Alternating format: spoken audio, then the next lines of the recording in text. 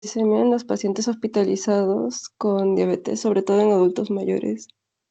En general, al inicio menciona sobre la epidemiología, que era que de los hospitalizados, un 15 a 10%, un 10 a 15% de pacientes tenía diabetes. Uno de cada 5 personas eran mayores de 65 años y que estos pacientes tienen 3 veces más riesgo de ser rehospitalizados que los pacientes jóvenes. Y el control glicémico en estos pacientes mencionan que es muy complicado porque ellos se caracterizan por tener complicaciones y por lo tanto esto aumenta su mortalidad. Luego mencionan sobre el balance entre el control glicémico para evitar la hiperglicemia y luego para evitar la otra parte, ¿no? La hipoglicemia. Esto va a ser complicado en los pacientes adultos mayores porque tienen una diabetes de larga data, tienen además complicaciones, comorbilidades y deterioro funcional. Esto también va a disminuir la esperanza de vida, altera su estado cognitivo y nos va a influir en el objetivo terapéutico que queremos llegar. Y además se debe establecer el manejo multidisciplinario, ¿no? Educación al paciente, estrategias para el control glicémico y las recomendaciones al alta que mencionan que tiene gran impacto en la vida de los pacientes. Luego, en la fisiopatología en estos pacientes, en general es multifactorial. Hay factores genéticos, la dieta que tiene el paciente, el estilo de vida, la composición corporal y la sensibilidad periférica a la insulina. Todo esto va a ser que genere un estado proinflamatorio y además que hay disfunción de las células beta, por lo tanto hay menos secreción de insulina. Y en los pacientes adultos mayores hay cambios en la grasa corporal, hay disminución de la masa muscular y hay disfunción del tejido adiposo. Además que tienen una larga data de resistencia a la insulina. Luego, yeah. Hablan sobre la evaluación geriátrica integral. Eh, Tenemos que ver al paciente en todos los momentos, ¿no? Desde el ingreso hasta el alta. Mencionan que hay 5 aspectos que debemos ver: las condiciones médicas, las patologías que tienen, la capacidad funcional, si es que está alterada, el estado cognitivo del paciente, cómo esto lo afecta en el área psicológica y los factores sociales, si es que tiene apoyo en casa y todo eso. Además que, como les mencioné antes, debe haber un equipo multidisciplinario que se encargue del paciente de forma integral. Tenemos que ver a los servicios de endocrinología, geriatría, neurología, psiquiatría. Tenemos que educar al paciente, también debe haber terapia física, nutrición y, si es que lo requiere, trabajadores sociales.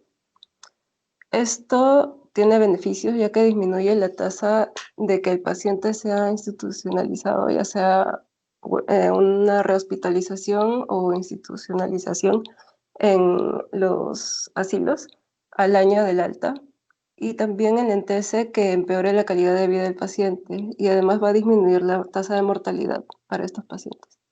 Al ingreso debemos ver si es que el paciente tiene riesgo de caída, cómo está su estado nutricional, si es que, o sea, hacerle una evaluación nutricional completa, si tiene sarcopenia y otras patologías nutricionales, cómo está la visión y la audición del paciente.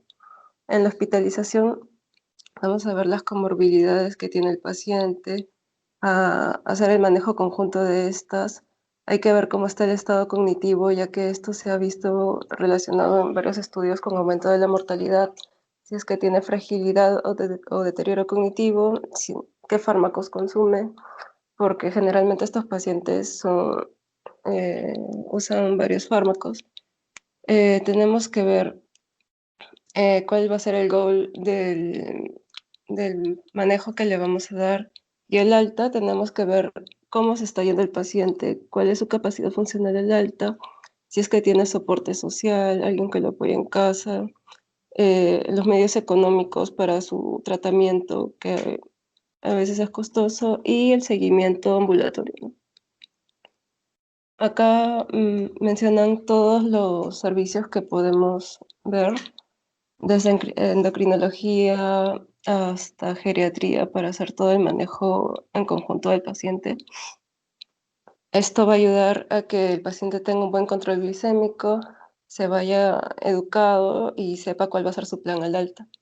Esto se ha visto que mejora la glicemia un año después del alta del paciente y además reduce la hemoglobina glicosilada aproximadamente 2,4% al año.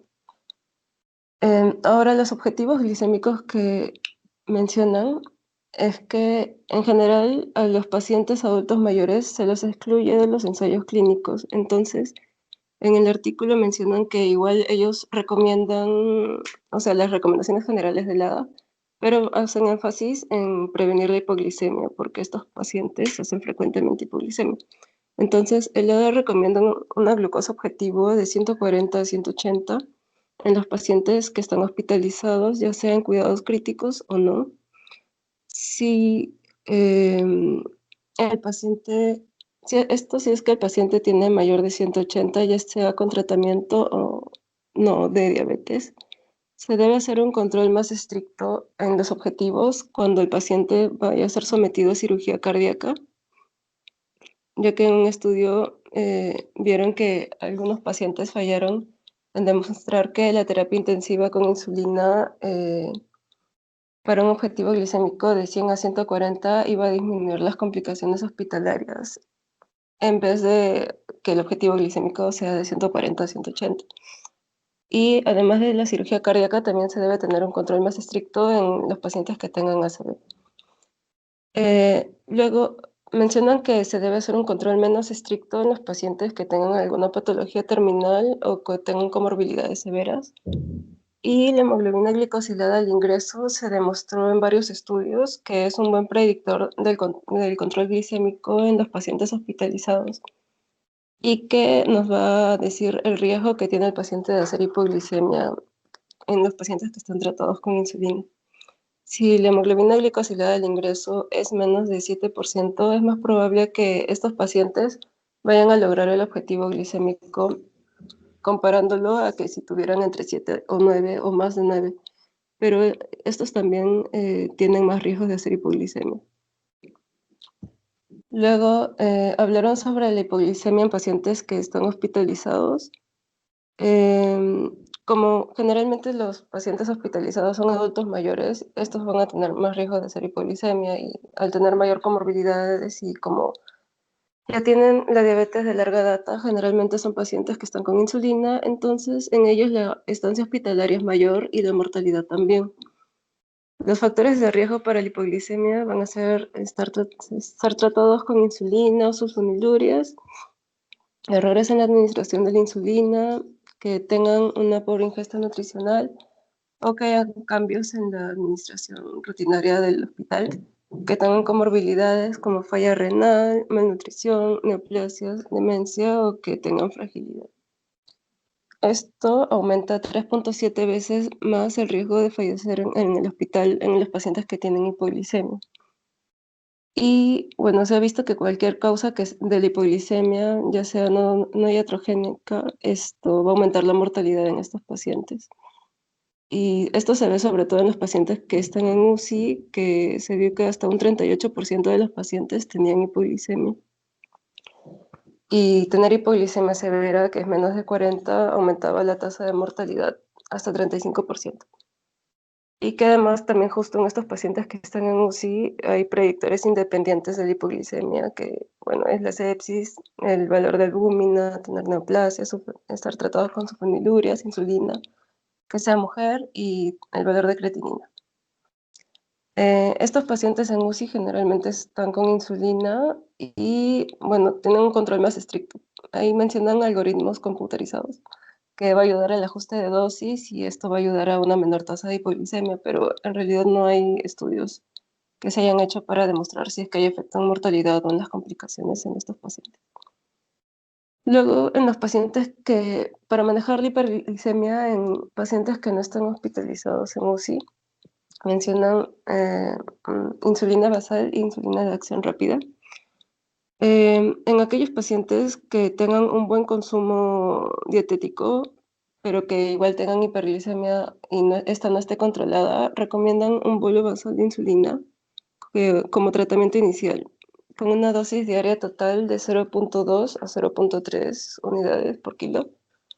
Y se le va a dar mitad de, o sea, insulina basal y mitad de la insulina de acción rápida dividido entre las comidas. Luego, en los pacientes que tienen un consumo variable, generalmente en pacientes crónicos, estos pacientes tienen 3 veces más riesgo de hacer hipoglicemia. Y esto se ha visto que se da más con la insulina regular y la NPH, y sobre todo en las fórmulas premezcladas. Por lo tanto, no es recomendable. Y se hizo un ensayo clínico para pacientes mayores de 70 años y con una creatinina mayor o igual a 2, y recomendaban iniciar una dosis basal de insulina con 0,15 unidades por kilo. Y se vio que esto era preferible en pacientes ancianos con una baja ingesta dietética. Luego, en lo que es escala móvil y la corrección de insulina de acción corta, mencionan que el uso de la escala móvil es común en los hospitales y esto predispone a una amplia variación glicémica. Puede ir desde hipoglicemia hasta hiperglicemia y, o sea, si bien va a ayudar a que el paciente esté dentro de los rangos, también puede llevarlo a los extremos y esto hace que haya más riesgo de complicaciones. Luego, en la terapia vía oral, o sea, la no insulina, eh, mencionan que, o sea, se ha visto que los fármacos por vía oral tienen un efecto muy similar al control glicémico que ejerce la insulina y lo comparan específicamente con la glargina a 0,1 unidades por kilo, ya que la insulina tiene una alta tasa de hipoglicemia, en cambio los fármacos, estos fármacos vía oral están asociados a menor riesgo de hipoglicemia, sobre todo lo que son las terapias basadas en incretinas, como los inhibidores de la DPP4. Han habido un montón de estudios que mencionan, y en conclusión, es que la terapia basada en incretinas tiene una menor tasa de hipoglicemia. Nos ayuda a controlar bien el valor glicémico y es similar a la insulinoterapia, pero solo en pacientes que tienen hiperglicemias leves o moderadas. Hubo un estudio que comparó la sitagliptina sola y sitagliptina con insulina basal y en pacientes con hiperglicemia leve moderada, y justamente en ellos es que se encontró que, o sea, que sí tenían, o sea, la acción era muy similar, el control glicémico era similar. E incluso disminuía el número de inyecciones de insulina que tenían los pacientes y además los pacientes que tenían una glucosa mayor de 180 y recibieron la sitagliptina sola, ellos no pudieron controlar bien las hiperglicemias, por lo tanto no recomiendan la sitagliptina en pacientes que tengan hiperglicemia moderada severa. Luego también había otro que justo lo que hablaron antes de la linagliptina. Esta también se vio que reducía el índice de hipoglicemia y por eso también la recomendaban más que la insulina. Em, Luego acá tenemos como que un resumen del manejo en pacientes hospitalizados. Si el paciente tiene una hiperglicemia leve, una glucosa basal menos de 200, usa insulina o menos de 2, menor o igual a 2 antidiabéticos orales, se recomienda pasar a inhibidores de la DPP4, eh, y también se puede corregir la dosis de la insulina de acción rápida. Y el objetivo glicémico aquí va a ser de 100 a 180, una glucosa basal de 100 a 180. Si esto no se logra, se va a tratar como si fuera una hiperglicemia moderada. O sea, que tenga una glucosa basal de 200 a 300, que esté usando varios antidiabéticos y además tenga una dosis de insulina menor de 0,6 unidades por kilo. Aquí recomiendan dar insulina basal y un inhibidor de la DPP4. Empezar con dosis de 0,15 unidades por kilo Y igual se puede corregir la insulina de acción rápida de acuerdo a lo que necesite el paciente. Luego, si, y acá el objetivo igual es de 100 a 180, pero si no se logra, también pasamos al siguiente escalón, que es tratarlo como una hiperglicemia severa. O sea, un valor de glucosa basal mayor de 300, que el paciente use varios antidiabéticos orales y una terapia de insulina con dosis diaria total mayor de 0,6. Recomiendan ya pasar a los bolos de insulina, reducir la dosis diaria de insulina que el paciente se administra en la casa, o sea, un 20-30% de lo que el paciente se administraba y empezar con 0,3 unidades por kilo. Luego también mencionan los agonistas del receptor de GLP-1. Se ha visto que estos fármacos mejoran la función endotelial, disminuyen el tamaño, o sea, tienen beneficios cardiovasculares sobre los infartos, aumentan la función del ventrículo izquierdo y además se ha visto que en casos de cirugía cardíaca y pacientes que presenten hiperglicemia, el exenatide fue efectivo y además tuvo poco riesgo de tener hipoglicemia. Y también el liraglutide en cirugías no cardíacas, en un ensayo clínico que luego pasó a la 2019, se vio que en, habían bajos niveles de glucosa a la hora de la cirugía y que además estos pacientes que se sometían a cirugías no desarrollaban complicaciones quirúrgicas. Lo malo es que aumentaba las náuseas antes de la cirugía, pero bueno. Luego también mencionaron que estos fármacos ayudan al control glicémico sin aumentar el riesgo de la hipoglicemia, pero no los recomiendan en pacientes que tengan patologías gastrointestinales por sus efectos adversos y en pacientes que tengan poco consumo dietético tampoco los recomiendan. Luego están los inhibidores del cotransportador de sodio y glucosa.